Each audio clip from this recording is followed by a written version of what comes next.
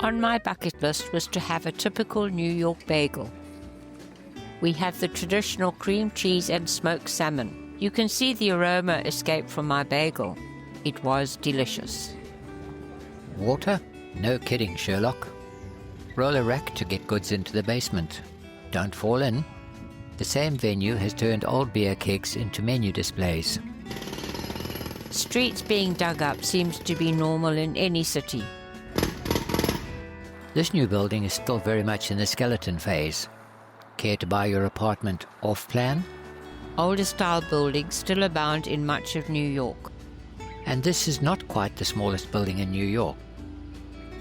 Huge empty spaces in these glass shapes. This is someone saying, I have the money, I don't need to make use of every inch. We love this concept. Press the button. From somewhere, an assistant arrives to help you with your query relating to items similar to those on those shelves in front of you. Even dragons need to drink. Power truck? Big power truck. Louis Vuitton's temporary headquarters in New York, with its fantasy ostrich and giraffe and cascade of flowers. Vuitton's flagship Fifth Avenue building is under renovation. Rather than ugly scaffolding, the brand has used custom signage to wrap the construction site in what appears to be a set of giant leather trunks. This ensures that no one can easily forget the brand. As of 2025, the project has a few more years of internal construction before it reopens to the public. The Roosevelt Hotel. In 2023, it reopened as a shelter for asylum seekers under a 3-year contract with the New York City government. We walked past it 28 May, just before it was closed on 24 June 2025. About to visit the Grand Central Terminal. Entering off Vanderbilt Avenue.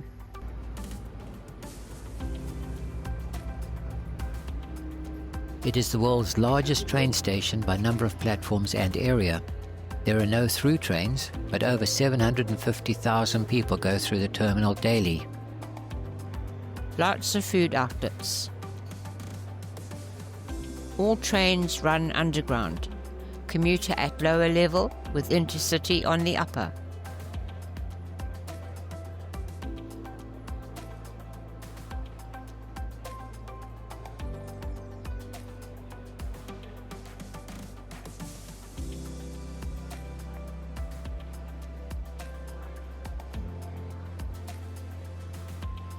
We are deep within the station.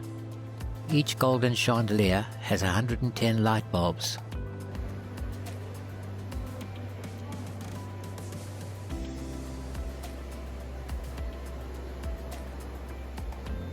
More ramps take you down to the actual train tracks for boarding.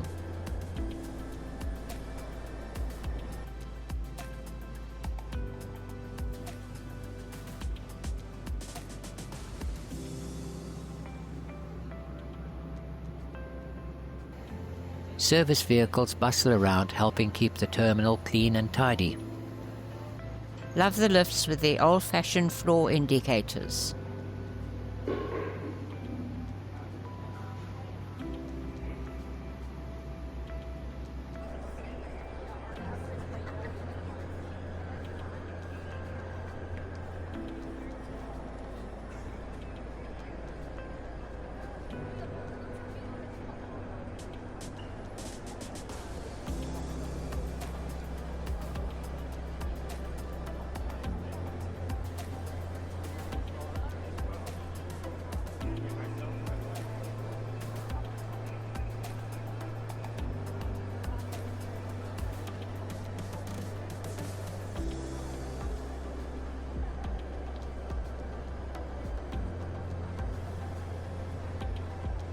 Wandering around the main concourse and arriving at the iconic main concourse clock. Like all clocks in the terminal, it is exactly 1 minute fast. You get 60 seconds grace to get to your train. It's nearly noon. I want to capture the noonday chiming of the clock within the Glory of Commerce sculpture by Jules Félix Fontaine. This is outside, overlooking 42nd Street, and is the world's largest Tiffany clock. 13 feet in diameter. I have been told that it bongs. We have the camera running for the noon bongs. Came there bongs? Nope, nothing at all. Staying outside a view of the Chrysler Building.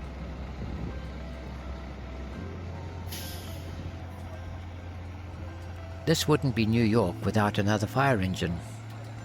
Surprisingly, we saw very few police vehicles operating with sirens and lights going.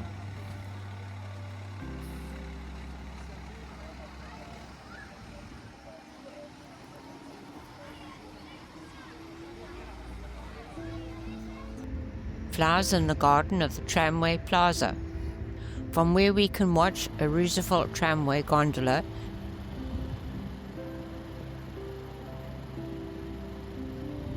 leave and head out to the island. In the gondola, ready to go.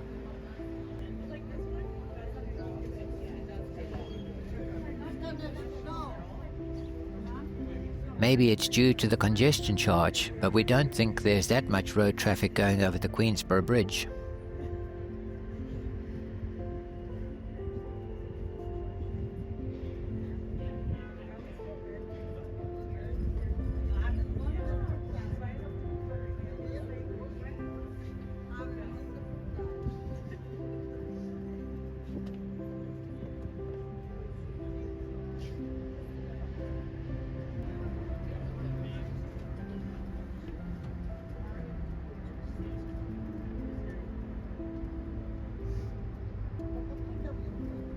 Crossing the west channel of the East River.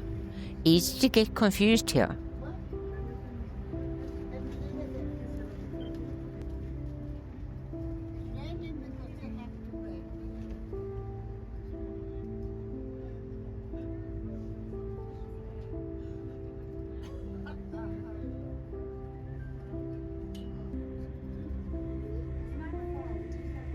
Descending into the Island Tramway Terminal.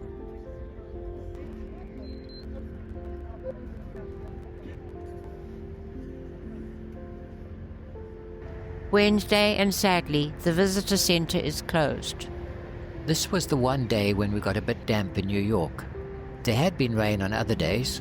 We seem to always have the luck to be under cover at the right times.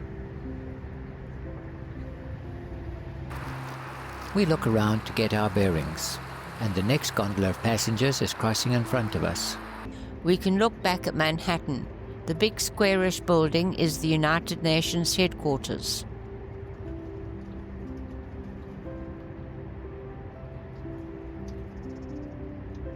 Almost at our feet, there are Canadian geese families nibbling away at the grass.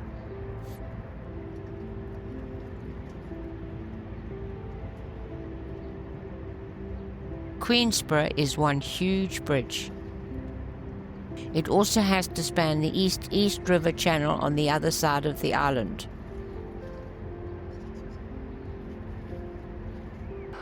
An American robin, not showing much worm-catching skill.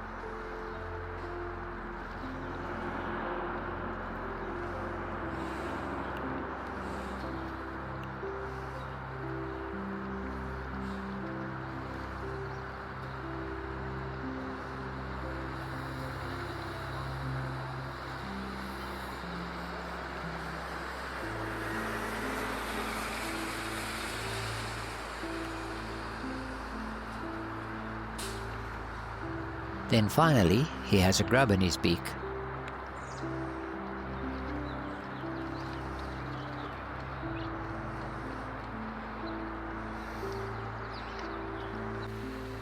Time to take a stroll down the cherry tree walk. Planted in memory of Alice Fordyce and Mary Lasker, who contributed a mass of flowering cherry trees in 1994. The United Nations building, not as impressive in real life as it has appeared when shown on TV.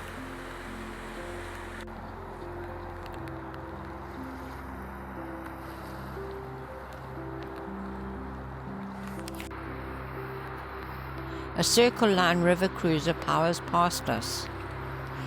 Likely it's on the cruise that circles Manhattan, going below 20 bridges, and anchoring off the Statue of Liberty Island for a photo opportunity. Move just a little way along the path and the perspective on New York changes.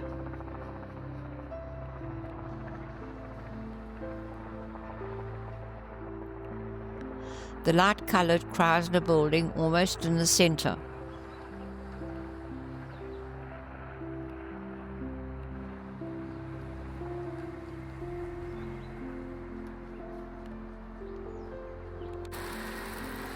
A New York City ferry following a definite route, unlike the tourist-orientated river cruise boats.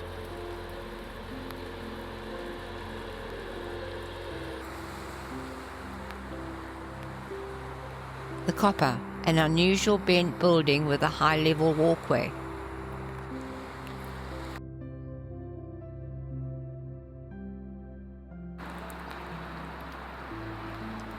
Accommodation and offices along the East River.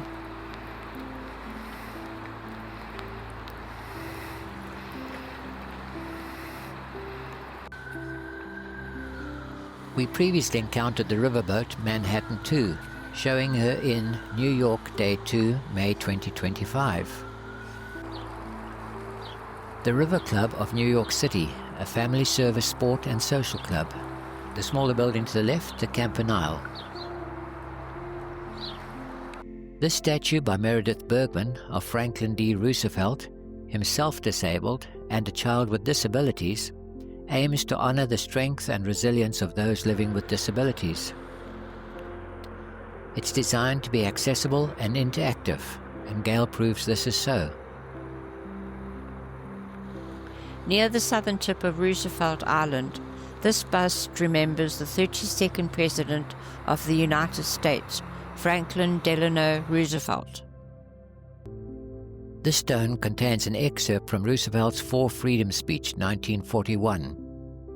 Freedom of speech, freedom of worship, freedom from want, freedom from fear. Turning from the south to view Manhattan to the west of the East River.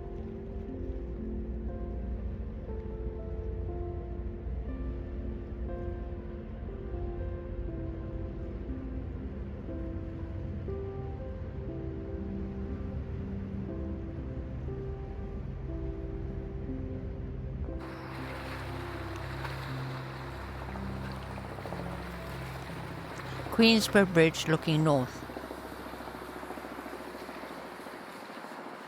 We are heading to a bus stop where we are whisked away to the north end of the island on a free shuttle bus. Roosevelt Island looking towards the Blackwell Island Lighthouse. We could have seen this view ourselves if we had taken a helicopter trip. The lighthouse was built in 1872 with convict labor from the island's jail, when it had one. Blackwell was the original name of the island.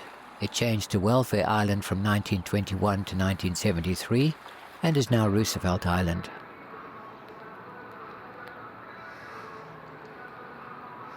It operated as a lighthouse until 1940. From the north end you can see the historic Welfare Island lift bridge to allow vehicles access to the island. It is rarely lifted these days. The West Channel is suitable to most craft that are likely to use the East River.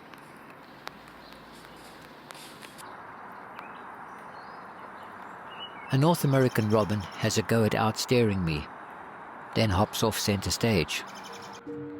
The Girl Puzzle Monument by Amanda Matthews. It celebrates 19th century journalist Nellie Bly and women who have endured hardship. It is named after Bly's first published article, The Girl Puzzle, 1885.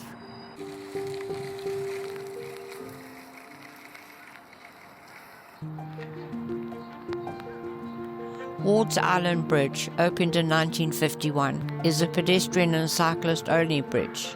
A vessel needs to give 4 hours' notice for the bridge to be lifted.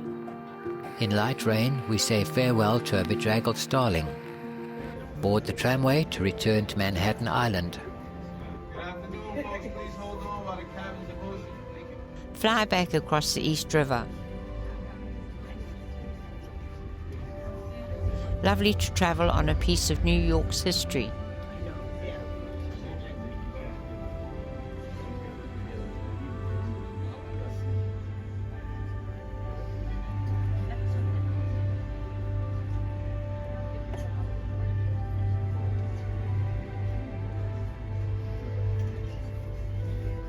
As we cross the East River, I noticed that the Rockwell University Hospital has been built partially on stilts to gain space without affecting the traffic on Franklin D. Roosevelt Drive.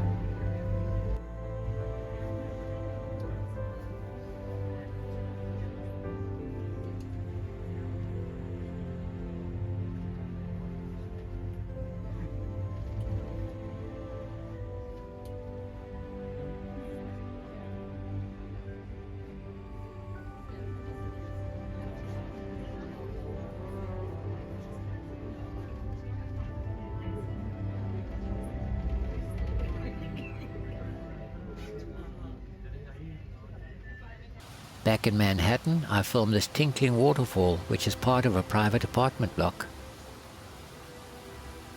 The Steinway Tower, and that close to us, means we are near Central Park. The Plaza Hotel on 5th Avenue and 59th Street puts us on one corner of Central Park. Growling gut gremlins call. We admire the cheese selection. End up filling a container at the pay-by-weight buffet. Weighed and paid. We take in the church across the road from our window seat. 6 days of rough New York pavements, cracks and gullies have challenged my scooter and me. Good night. See you tomorrow.